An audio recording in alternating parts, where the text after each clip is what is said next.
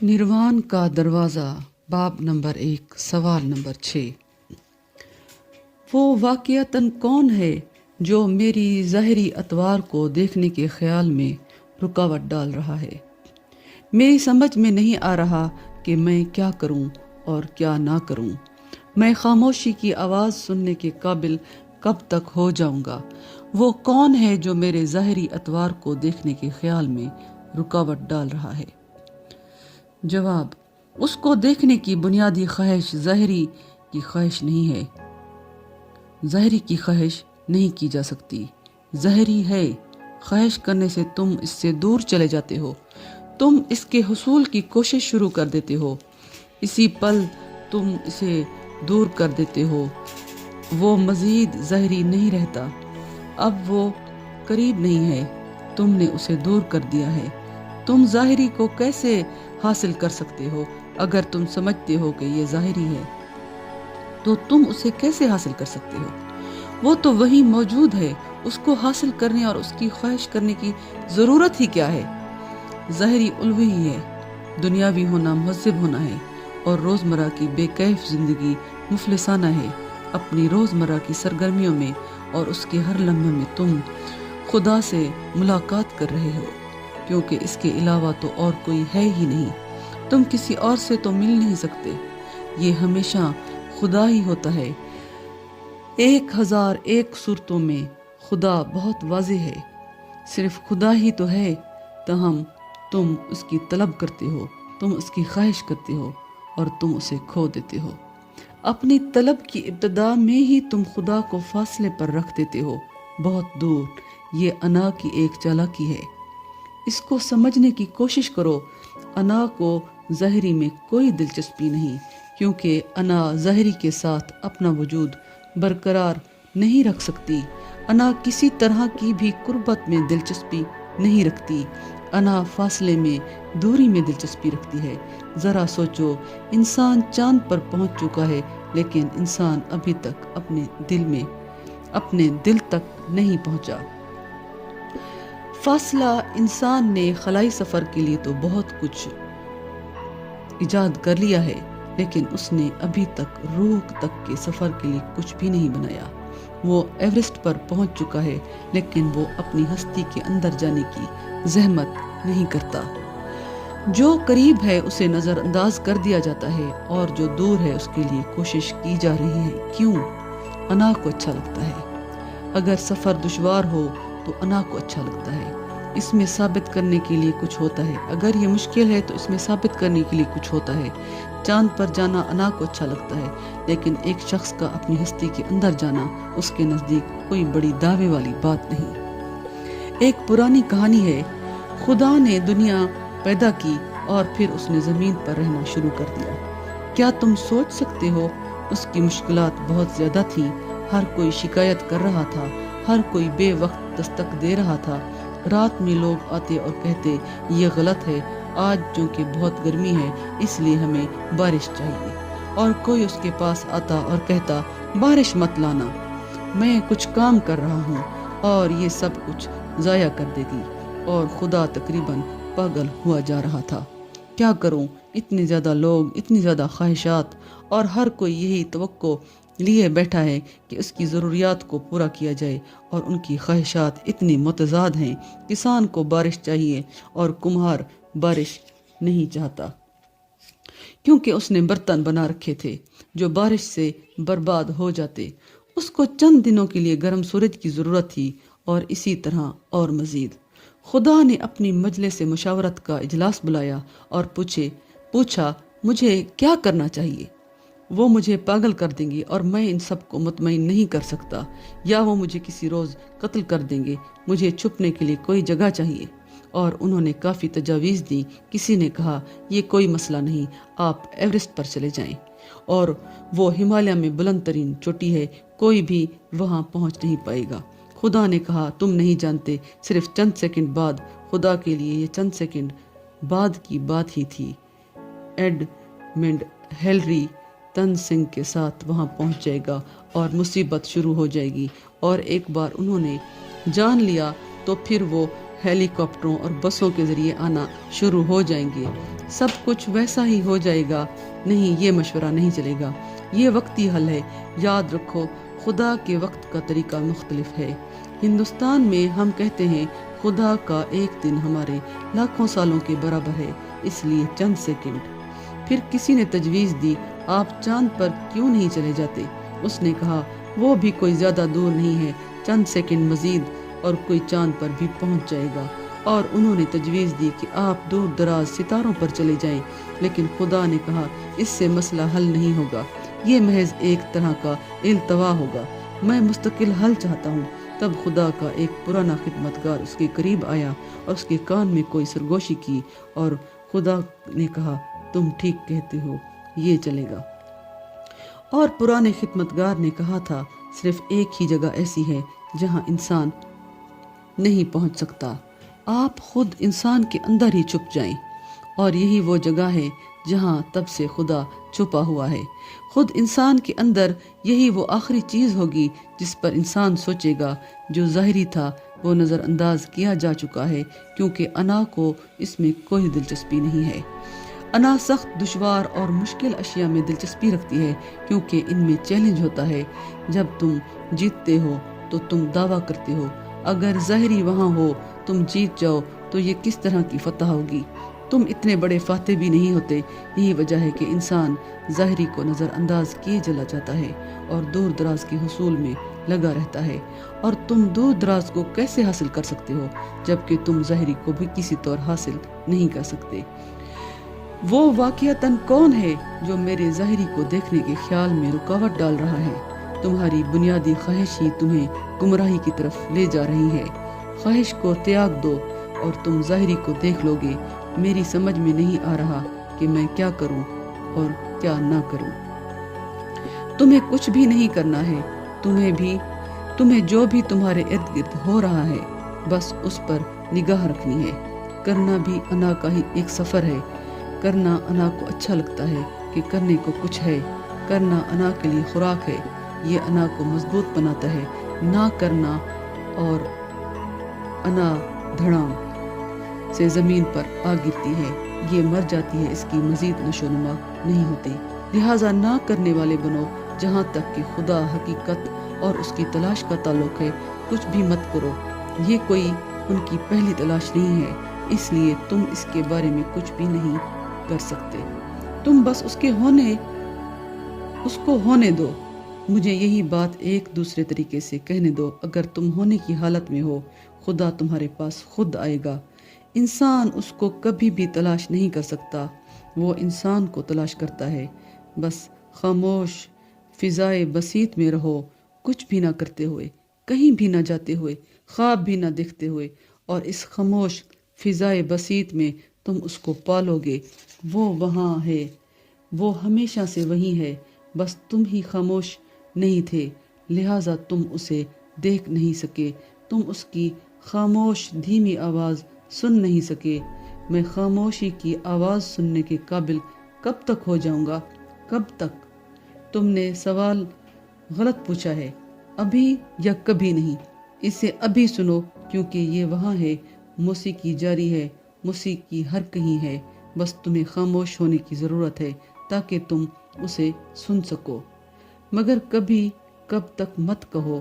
کب تک سے مراد ہے کہ تم مستقبل کو اس میں لے آئے ہو۔ کب تک کا مطلب ہے تم نے خواب دیکھنا شروع کر دیا ہے۔ کب تک کا مطلب ہے ابھی نہیں، اور یہ تو ہمیشہ ابھی ہے، اور یہ ہمیشہ وقت موجود ہے۔ اچھے کے لیے یہاں صرف ایک ہی وقت ہے، ابھی، اور صرف ایک ہی جگہ، یہاں وہاں۔ تب ان کو تیاگ دو۔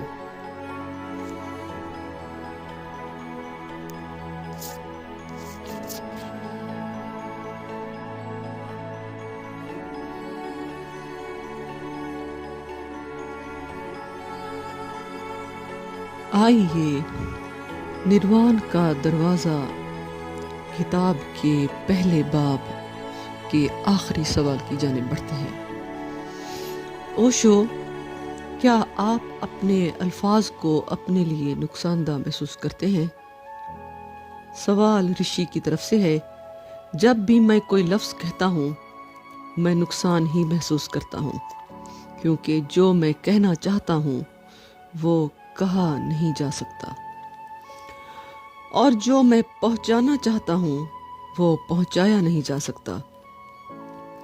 تو پھر فطری طور پر تم پوچھو گے کہ میں بولے ہی کیوں چلا جا رہا ہوں؟ میں بہت کوشش کر رہا ہوں، ہو سکتا ہے آج میں ناکام رہوں، پر کل میں ناکام رہا، پر آج میں مختلف طریقوں سے بولے چلا جا رہا ہوں۔ ہو سکتا ہے یہ طریقہ تم نے پہلے نہ سنا ہو، کسی اور طریقے سے ہو سکتا ہے یہ تمہارے زیادہ قریب ہو، اس طریقے سے کسی اور نے سنا ہو، تم نے نہ سنا ہو، کسی اور طریقے سے ہو سکتا ہے تم اسے سننے کے قابل ہو جاؤ، لیکن میں تو مسلسل نقصان میں ہوں۔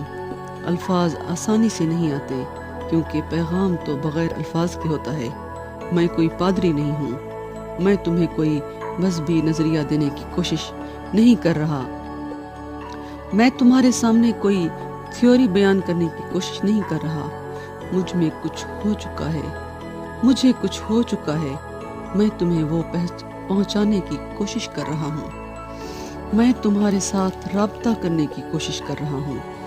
الفاظ بہت بھونڈے ہوتے ہیں، وہ بہت ہی معمولی، بہت چھوٹے ہوتے ہیں، ان میں وہ نہیں ہوتا جو میں چاہتا ہوں کہ ان میں ہو، لہٰذا ہر لمحے میں نقصان میں ہوں۔ لوگ جنہیں کوئی تجربہ نہیں ہوتا کبھی بھی نقصان نہیں اٹھاتے۔ میں نے ایک خوبصورت کہانی سن رکھی ہے، اس پر مراقبہ کرو۔ ایک پادری کے اپنے بشپ کے ساتھ گفتگو ہو رہی تھی، اور گفتگو کے دوران اس نے کہا، مائی لارڈ، آپ کے ساتھ تو یہ ٹھیک ہے، جب آپ خطبہ تیار کرتے ہیں تو آپ اس کو ضلع کے کئی گرجوں میں بیان کر سکتے ہیں، لیکن مجھے تو ہر اتوار کو 2 نئے خطبے دینے ہوتے ہیں۔ بشپ نے جواب دیا، تمہیں میری طرح اس قابل ہونا چاہیے کہ تقریباً ہر موضوع پر فوری طور پر خطبہ دے سکو۔ میں آپ کو اپنے ساتھ لے جاؤں گا، پادری نے کہا، اگلی اتوار کو آپ میرے گرجے میں تشریف لائیں اور آپ خود ہی اس بات کا اندازہ کر لیں۔ بشپ آمادہ ہو گیا، اور اس دوران وہ یک لفظی کارڈ جس پر کہ لفظ قبض لکھا ہو ڈھونڈنے کے لیے ممبر پر گیا۔ یہ موضوع تھا۔ بغیر کسی ہچکچاہٹ کے اس نے شروع کیا، اور موسیٰ نے دوائی کی 2 گولیاں لی اور پہاڑوں کی طرف چلے گئے۔ ایک پادری کبھی بھی نقصان نہیں اٹھاتا، اس کے پاس بہت سارے صحیفے دستیاب ہوتے ہیں، وہ ہمیشہ اپنی یادداشت سے کچھ نہ کچھ ڈھونڈ نکالتا ہے۔ میں مسلسل نقصان میں ہوں، کیونکہ جو میں تم سے کہنا چاہتا ہوں وہ نفس مضمون نہیں ہے، یہ میری داخلی کیفیت ہے جو میں تم سے کہنا چاہتا ہوں، وہ میرے دل کی بات ہے، یہ میرے ذہن کی بات نہیں ہے۔ بدقسمتی سے مجھے اپنا ذہن استعمال کرنا ہوگا، کیونکہ اور کوئی طریقہ نہیں۔ یہاں تک کہ ایک شخص کو اپنے دل کی بات بتانے کے لیے بھی اپنے ذہن کو استعمال کرنا پڑتا ہے۔ اس سے یہ اس کی خرافات ہیں، اس وجہ سے یہ اس کی خرافات ہیں۔ یہ بہت ہی غیر معقول ہے، یہ ناممکن کو ممکن کرنے کی کوشش ہے، مگر وہاں کوئی اور رستہ نہیں ہے، میں مجبور ہوں۔ لیکن اگر تم پوچھو کیا میں نے کبھی لفظوں سے نقصان اٹھایا ہے، میں ایک تواتر ہوں، ہر لفظ، اور میں ہچکچاتا ہوں۔ کیا یہ کرے گا، وہ یہ کیسے کرے گا، یہ جانتے ہوئے بھی کہ یہ مدد کرنے والا نہیں، میں اسے استعمال کیے چلا جا رہا ہوں۔ یہ ایک ضروری برائی ہے، خاموشی ہی بہتر رہے گی، بہت بہتر، لیکن جب میں تم کو دیکھتا ہوں تو میں ہچکچا جاتا ہوں۔ اگر میں خاموش ہو گیا، خاموشی بہت بہتر رہے گی، بہت بہتر، لیکن جب میں تم کو دیکھتا ہوں تو میں ہچکچا جاتا ہوں۔ اگر میں خاموش ہو جاؤں تو پھر تمہارے لیے میرے قریب آنا اور بھی مشکل ہو جائے گا۔ تم الفاظ کو نہیں سمجھ سکتے، تم خاموشی کو سمجھنے کے قابل کیسے ہو سکتے ہو؟ اور اگر تم خاموشی کو سمجھ سکو تو میرے الفاظ میں خاموشی کو سننے کے بھی قابل ہو جاؤ گے۔ اگر میں خاموش ہو جاؤں تو اس کے بعد تم میں سے صرف 5% ہی میرے پاس رہ جائیں گے۔ وہ 5% الفاظ کے ذریعے بھی سمجھ سکتے ہیں، کیونکہ وہ میری خاموشی کو سن رہے ہیں، نہ کہ میرے الفاظ کو۔ لہٰذا ان 5% کے لیے یہاں کوئی مسئلہ نہیں، مگر بقیہ 95% جو کہ الفاظ کو نہیں سمجھ سکتے اور نہ ہی ان میں موجود خاموشی کو سمجھ سکتے ہیں، محض ختم ہو کر رہ جائے گا۔ میں کسی طور بھی ان سب کی مدد کرنے کے قابل نہیں ہوں گا۔ میرے الفاظ کی وجہ سے وہ کم از کم بے قرار ضرور رہیں گے۔ بے قراری کی اس حالت میں اس بات کا امکان ہے کسی غیر محفوظ لمحے میں ہو سکتا ہے وہ مجھ سے رابطہ کریں، ہو سکتا ہے اس غیر محفوظ لمحے میں ہونے کے باوجود وہ میرے قریب آ جائیں، ہو سکتا ہے اس صورت میں وہ مجھ سے مل جائیں کسی غیر محفوظ لمحے، اور ہو سکتا ہے میں ان کے دل میں گھس جاؤں، ہو سکتا ہے میں ان کے اندر کچھ ہلچل پیدا کر سکوں۔ شاید ایسا ہی ہوتا ہو، ہم پہ چلتے رہنے سے بہتر ہے۔ 5% کی ہر 2 صورتوں میں مدد کی جائے گی، لیکن بقیہ 95% کی خاموشی سے مدد نہیں کی جا سکے گی۔ اگر میں نے شروع ہی سے خاموشی اختیار کی ہوتی تو یہ 5% ہی یہاں پر نہ ہوتے۔ وہ 5% ہی تو رستہ دکھا رہے ہیں، لہٰذا وہ 95% وقت کے ساتھ ساتھ 90%، 85% اور 80% ہو جائیں گی۔ جس دن میں محسوس کروں گا کہ کم از کم 50% لوگ خاموشی کو سمجھ سکتے ہیں، تو تب الفاظ کو تیاگا جا سکتا ہے۔ میں ان کے بارے میں زیادہ خوش نہیں ہوں۔ کوئی بھی کبھی بھی لو تزو نہیں تھا، نہ ہی سراہا تھا، نہ ہی بدھ تھا، کوئی بھی کبھی بھی نہ تھا، لیکن ان سب کو الفاظ استعمال کرنا پڑے۔ اس لیے نہیں کیونکہ خاموشی رفاقت نہیں ہو سکتی۔ خاموشی رفاقت ہو سکتی ہے، تاہم اس کے لیے ایک بہت ہی اعلیٰ درجے کے شعور کی ضرورت ہوتی ہے۔ ایک بار ایسا ہوا، ہندوستان کے 2 عظیم صوفی کبیر اور فرید میں ملاقات ہوئی اور 2 دن تک وہ ایک ساتھ خاموش بیٹھے رہے۔ مرید بہت ہی مایوس تھے، وہ ان کو بولتے ہوئے دیکھنا چاہتے تھے، ان کو سننا چاہتے تھے تاکہ ان کو بھی کچھ قیمتی معلومات حاصل ہوں۔ وہ امید لگائے بیٹھے تھے مہینوں سے، اور وہ امید لگائے بیٹھے رہے کہ کبیر اور فرید کی ملاقات ہوگی اور نعمتوں اور عظمتوں کی بارش ہوگی اور وہ اس سے لطف اندوز ہوں گے، مگر وہ تو صرف خاموش بیٹھے تھے اور مرید اونگ رہے تھے، جمایا لے رہے تھے کیا کرنا ہے اور ان دونوں کو کیا ہوا، کیونکہ اس سے پہلے وہ کبھی اس طرح خاموش نہیں ہوئے تھے۔ کبیر نے اپنے مریدوں کے ساتھ کبھی خاموشی اختیار نہیں کی تھی، اور نہ ہی فرید نے اپنے مریدوں کے ساتھ۔ وہ اپنے مریدوں پر متواتر ہتھوڑے برسا رہے تھے۔ کیا ہو رہا تھا؟ کیا وہ گنگے ہو چکے تھے؟ لیکن وہ کچھ بھی کہہ نہیں پا رہے تھے، یہ مناسب نہیں تھا۔ 2 دن بعد جب کبیر اور فرید نے ایک دوسرے کو گلے لگاتے ہوئے خدا حافظ کہا، اور وہ بھی خاموشی سے ہی، اور جب مرید اپنے اپنے مرشد کے رخصت ہونے پہ اپنے مرشد پر چڑھ دوڑے، اور کبیر کے پیروکاروں نے کہا کیا غلط ہو گیا تھا، اور ہم تو مہینوں سے فرید کے آنے کا انتظار کر رہے تھے، اور وہ آیا اور آپ نے اس سے ایک لفظ بھی نہیں کہا، اور ہم انتظار ہی کرتے رہے۔ ہم تھک گئے، یہ 2 دن ہمارے لیے جہنم کی طرح تھے۔ اور کبیر نے کہکا لگایا، اس نے کہا مگر وہاں پر کچھ کہنے کو تھا ہی نہیں۔ وہ خاموشی کو سمجھ سکتا تھا۔ اگر میں نے کچھ کہا ہوتا، وہ میرے متعلق سوچتا کہ میں جاہل ہوں، کیونکہ وہاں خاموشی تھی اور خاموشی سب کہہ سکتی تھی، تو پھر الفاظ کا استعمال کیوں کیا جاتا؟ اور فرید کے پیروکاروں نے فرید سے پوچھا کیا ہوا، آپ بولے کیوں نہیں؟ اور فرید نے کہا کیا تم پاگل ہو گئے ہو؟ کبیر کے ساتھ بولنا، ہم بالکل ایک ہی خلا کے حامل ہیں، لہٰذا وہاں پہنچانے کو کچھ بھی نہیں تھا، کہنے کو کچھ نہیں تھا۔ اس لمحے جب میں نے اس کی آنکھوں میں دیکھا اور اس نے میری آنکھوں میں دیکھا، ہم نے ایک دوسرے کو پہچان لیا۔ بات چیت پہلے ہی ختم ہو گئی۔ پھر 2 دن تک آپ 2 دن تک کیا کرتے رہے؟ اور فرید نے کہا ہم محض ایک دوسرے سے لطف اندوز ہوتے رہے، ایک دوسرے کے خلا سے ہم ایک دوسرے کے مہمان تھے، ہم نے ایک دوسرے کو ڈھانپ لیا، ہم ایک دوسرے میں غرق ہو گئے، ہم ایک دوسرے میں مل گئے، ہم ناچے، ہم گائے، لیکن یہ سب خاموشی میں ہوا۔ جب خاموشی بول سکتی ہے تو زبان کی کیا ضرورت ہے؟